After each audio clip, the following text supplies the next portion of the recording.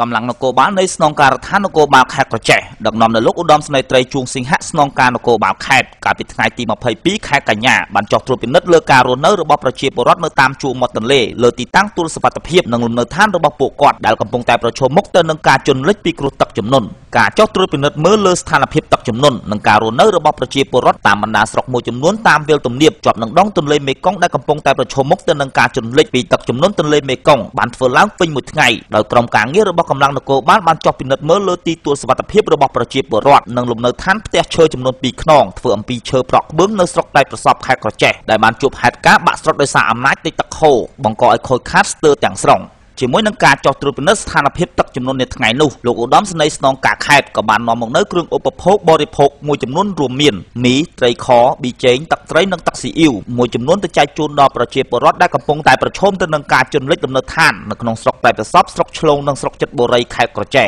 ថ្លែងទៅកាន់ប្រជាពលរដ្ឋនាថ្ងៃនោះលោកឧត្តមស្នេហ៍ត្រីជួងសិង្ហៈស្នងការនគរបាលខេត្តក៏បានជំរុញឲ្យប្រជាពលរដ្ឋថែរក្សាសុវត្ថិភាពលើការរស់នៅក្នុងរដូវទឹកជំនន់និងបានជំរុញឲ្យលោកនាយប៉ុស្តិ៍រដ្ឋបាលនិងអធិការស្រុកយកចិត្តទុកដាក់លើការត្រួតពិនិត្យមើលលើស្ថានភាពនិងត្រៀមលក្ខណៈសម្បត្តិឲ្យបានគ្រប់គ្រាន់សម្រាប់ចោះជួយសង្គ្រោះប្រជាពលរដ្ឋជាពិសេសសត្វពាហនៈរបស់ពួកគាត់ទៅកាន់ទីទួលសុវត្ថិភាពដែលអាជ្ញាធរបានរៀបចំទុករួចហើយនោះជាមួយនឹងស្ថានភាពនៃទឹកជំនន់ទន្លេមេគង្គដែលកំពុងតែហក់ឡើងយ៉ាងគំហុកនេះបើយោងតាមរបាយការណ៍របស់រដ្ឋបាលសាលាខេត្តបានឲ្យដឹងថាគិតត្រឹមព្រឹកថ្ងៃទី23កញ្ញានេះទឹកទន្លេមេគង្គខេត្តក្រចេះគឺមានកម្ពស់ជាង22ម៉ែត្រដែលកម្ពស់នេះគឺមានកម្ពស់ខ្ពស់ផុតពីកម្រិតនៃការប្រកាសអាសន្នរបស់អាជ្ញាធរខេត្តបើតាមរបាយការណ៍របស់អាជ្ញាធរខេត្តបានឲ្យដឹងទៀតថាជាមួយនឹងគ្រោះទឹកជំនន់នាឆ្នាំ2013នេះសម្រាប់ខេត្តក្រចេះគឺបានបង្កឲ្យមានការប៉ះពាល់លិចលង់លំនៅឋានប្រជាពលរដ្ឋមានចំនួន317ខ្នងសាលារៀនចំនួន56កន្លែងនិងវត្តចំនួន6កន្លែងនិងក៏បានជម្លៀសសត្វគោក្របីទៅកាន់ទីទួលសុវត្ថិភាពមានចំនួនជាង6000ក្បាលបង្កឲ្យប៉ះពាល់សន្ទុះមានចំនួនជិត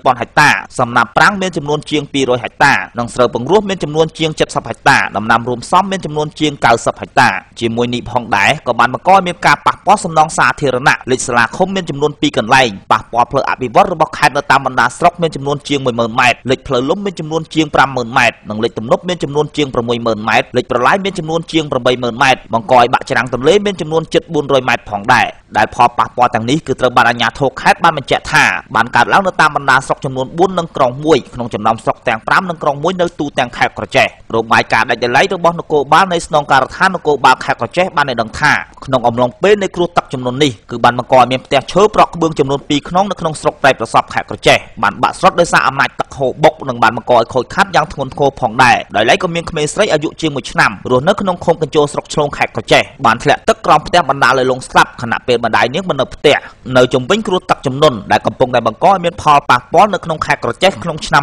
2013នេះលោកប៉ែនលីណាតនាយករដ្ឋបាលសាលាខេត្តក្រចេះបានបញ្ជាក់ថាទោះបីជាយ៉ាងណាក៏អាជ្ញាធរខេត្តនិងគណៈបញ្ជាការឯកភាពស្រុកក្រុងបានត្រៀមខ្លួនរួចជាស្រេចលើការចោះជួយសង្គ្រោះប្រជាពលរដ្ឋក្នុងគ្រោះទឹកជំនន់ក្នុងឆ្នាំ2013នេះឲ្យទាន់ពេលវេលាផងដែររាយការណ៍ពីខេត្តក្រចេះប៊ុនលីណា